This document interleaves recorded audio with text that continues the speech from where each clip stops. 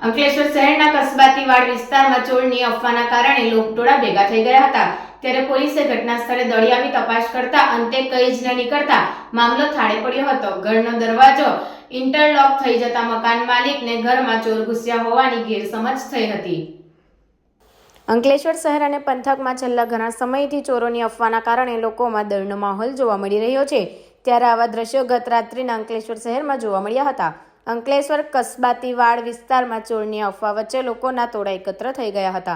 ચોરની અફવા ઉડતા આ અંગે પોલીસને પણ જાણ કરવામાં આવી હતી, ત્યારે અંકલેશ્વર શહેર એ ડિવિઝન પોલીસનો કાફલો પણ આ વિસ્તારમાં પહોંચ્યો હતો અને તપાસ શરૂ કરી હતી। જોકે પોલીસ અને લોકોની તપાસમાં કોઈ પણ શંકાસ્પદ ગતિવિધિ બહાર આવી ન હતી, જેના કારણે લોકો પરત ઘરે ફર્યા હતા। જોકે એક સમયે વાતાવરણમાં તંગદિલી ફેલાઈ હતી, ત્યારે આ બાબતે પોલીસે લોકોની ગેરમાર્ગે ન દોરાઈ શાંતિ જાળવવા અપીલ કરી છે।